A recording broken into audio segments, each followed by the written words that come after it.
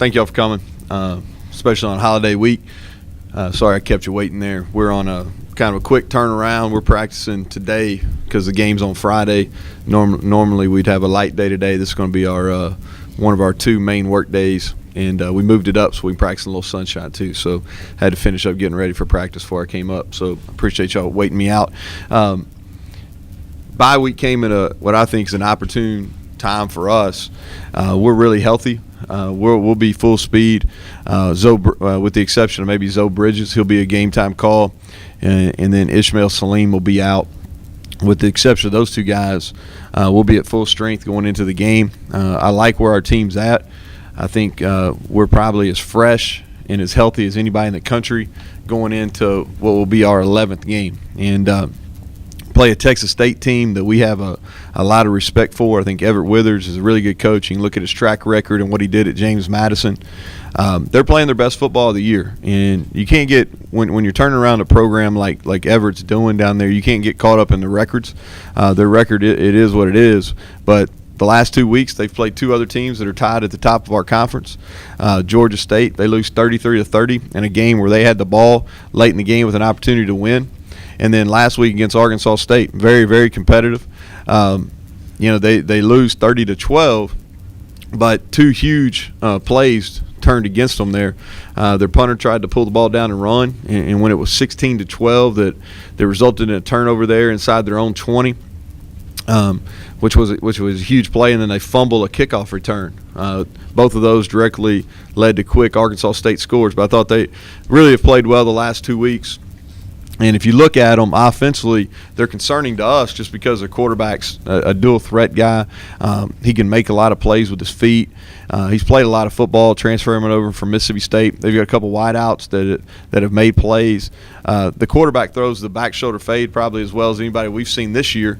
And then on defense, they're getting better, doing a great job stopping the run really all season, giving up some yards in the pass game. The linebacker tandem they have, I think, is as good as anybody in our league. Special teams, they've done a nice job really over the course of 2 years. They were successful in a fake punt against us last year. Do a really good job in the punt game. Their punters in the top 25 in the country. I think their punt returner does a nice job of getting vertical. They do a good job of schematically trying to block punts. They're really aggressive on their punt block team. And they're a team, like I said, that's getting better. They're playing a lot of young guys that are hungry, and they're playing hard late into the season, which is a credit to those kids and to the coaching staff. On Friday, we're looking forward to it. It's our last home game. It's a chance to finish out our home slate with 5 wins. Go 5-1 at home here again. More importantly, we close it out the home career of 20 seniors, and it's a group that's been instrumental in turning our program around, going from what was 3 wins during their freshman seasons to now. I think we're 19-5 over our last 24 games. So, and they've been instrumental. Some of our leaders on offense and defense, both statistically and in the locker room. And it's important that we honor them. And I really want to. I really urge our fans, and even the casual fans that are in our area, to come and watch a really good football team, 2 really good football teams play on Saturday or Friday afternoon on Black Friday. We're going to put on a show. We'll do a lot of things within the game for families. And so, like I said, the Iron Bowl's on Saturday. We know that. We're playing on Friday. I think you can make both. So make plans and come out and support us, and we'd appreciate it if you do. With that, I'll open to questions. What's the biggest game tonight, right? Biggest game. We have Troy basketball tonight. It's probably I was texting back and forth with Phil. It's probably the first time in a long time I pulled against the Wildcats in basketball. So I know where the check comes from. So I'm Troy Trojan through and through tonight. How many tickets did you end up having to come up with for tonight? Most of my people, most of my family that enjoys Kentucky basketball, they have tickets and they'll be there. I know my mom and dad are going. They'll be in the Troy section. So, but it's a fun game. I know our basketball team is really looking forward to it, playing one of the best venues in the country there at Rupp Arena, and I think the story tonight's about, Phil's from Campbellsville, and his dad was a longtime college coach at Campbellsville University. For him to go back and be able to play in that arena, I know that's special for him, and I really think our guys will account for themselves well. We're a veteran team basketball wise, and Kentucky's really young. I think they start. I saw a little bit of their East Tennessee game. They start either 4 or 5 true freshmen, so I think we'll account for ourselves well tonight. Texas State doesn't have any interceptions on defense Mm-hmm. this year. Does that give y'all any confidence to do some things a little bit down the field with them? Well, it's they've really have sold out and really try to stop the run this year. Interceptions so much, it's really luck sometimes too. They haven't got their hands on a lot of balls, and I think that's where a lot of your interceptions come from. I think their corners have battled all year, and some people have had success, and I don't know if the success they've had passing the ball is due to their lack of coverage, or it's just due to them putting a lot of bodies in the box to stop the run. We hope we can continue that run for them though without interception. I can promise you that. Very similar situation to last year. 2 games left, chance to at least claim a share of the championship. What's got to be done differently this year to bring it last? Well, you just got to play better. I think there's a couple things working in our favor this year opposed to last year. Number one, we've been in this situation before. Number two, we're a lot healthier and fresher than we were at this point at last season. So we've really just tried to improve as we went on. I do think as a football team in all 3 phases, I think we're playing our best football of the year.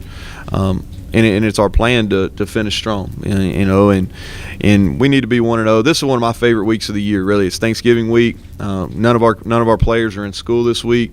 It's an opportunity for us to really have kind of an NFL type atmosphere for the week, where we're the only, besides the basketball teams, we're the only people that are on campus. Really, most of their fellow student body has gone home, and so.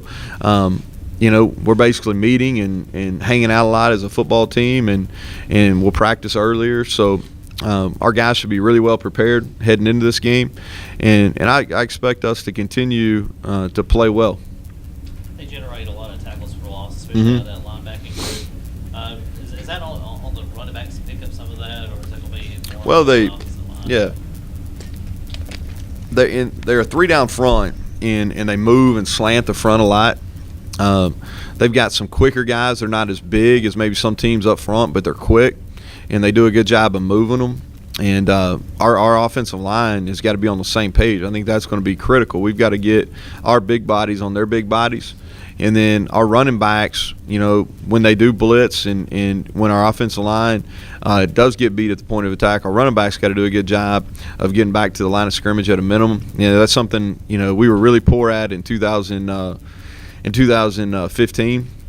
In 16-17, we've been a lot better as far as eliminating those negative run plays. Because you look at it, a negative run play is a huge indicator of what's going to be a poor drive.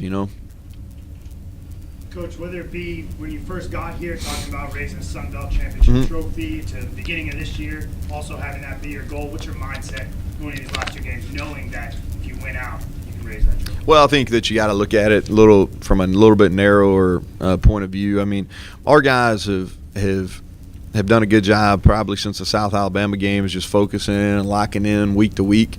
And I think that's the goal here. We're only going to play 1 game this week, so that's the game we got to be focused on. I think we've proven probably that we're incapable of really looking ahead, and we are not good enough to just show up and beat anybody. So for us, the goal is to continue to improve. We continue to improve. We want to get to 1-0 this week, and if we do that, then that'll continue, and we'll have all our goals in reach. And so that's really what we're talking about. We're not talking about a conference championship so much as just going out and getting better this week, and then beating Texas State on Friday afternoon. The offense has been rolling a little bit the last couple of weeks. So this bye week, how do you, kind of stop the bye week from slowing down a little bit? Well, I think you just kind of, the bye week comes when it comes. We don't get to choose that. So what we did is we practiced 3 times last week, and we went for about an hour, and we practiced hard. We did a lot of good on good work because the last two teams that we play are very similar offensively to what we do from a schematic standpoint, so it was good defensively. Our defense is varied enough that, and they're multiple enough that that it's really good preparation offensively for us to go against our defense as well. So we went a lot of good work, tried to play fast, and got the guys in and out. Gave them a couple days off, and then we came back and practiced last night and really roll on through till Friday. Coach, your name has been spiraling all around the country about possibly just in the coaching carousel, taking maybe another job somewhere else. How do you handle that? I just think that I've said this before, and I really wasn't kidding. Is I don't hear a lot of it. Since I haven't been very active on social media since we got beat by South Alabama, I just kind of tuned everything out and just kind of been locked in on the stuff that we're doing inside our program. I think if we get attention as a staff, I think that's a credit to what our players have done. I'm proud of what we've done. If you look at it, to go from 3 wins in 2015 or 2014 to 2015, we go 4, and now we're on a run here. I think we're 19-5 over our last 24 games. That's a huge credit. I talked to our football team about that last night. That's a huge credit to them, and I think those type of things come up when you have success. But like I said, I've said this a bunch of times. Troy's been great to me. I love Troy, and basically what I'm focused on is figuring out how we can beat Texas State and how we can get better than we were when we lined up against Coastal, how we can be better when we line up and play Texas State on Friday afternoon.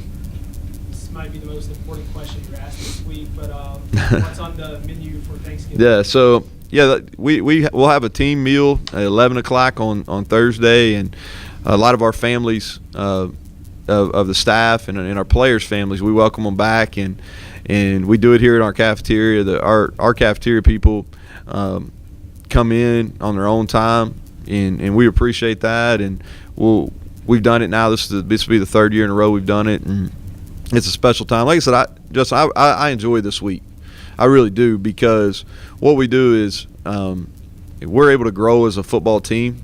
We spend a lot of time together. Like last night we practiced, we had a meal. We do some competitions at the end of these meals where the units are all the different units are divided up, and we'll give them prizes at the end of the week. We played a trivia game last night. I forget what we're doing, charades one night. It's we do some fun activities.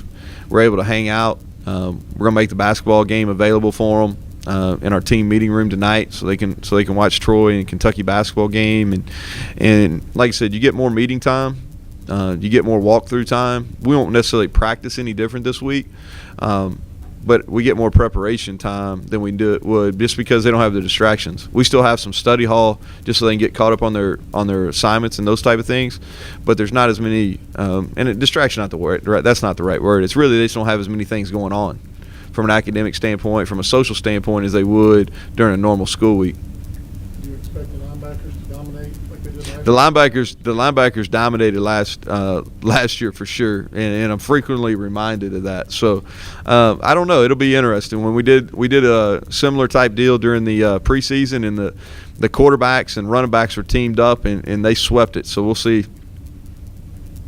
One weird stat is you had 12 fumbles and you lost 10 of them. Yeah. Is there anything you can do to get a higher percentage? I know it, and I think three or four of those have been on special teams, right? I think we fumbled maybe 3 or 4 punt returns. So you would hope the ball would bounce your way a little bit more than that. I'll say this too: it's really difficult to score what is a fumble, what's a drive. I mean, it's really difficult to score. So we put the ball on the ground more this year than I think is necessary. I think in the past few weeks we've been improved, but that's something that I would rather not see. Even if we recover them, I'd rather us not fumble at all. Anybody else? Good deal. Thank you all.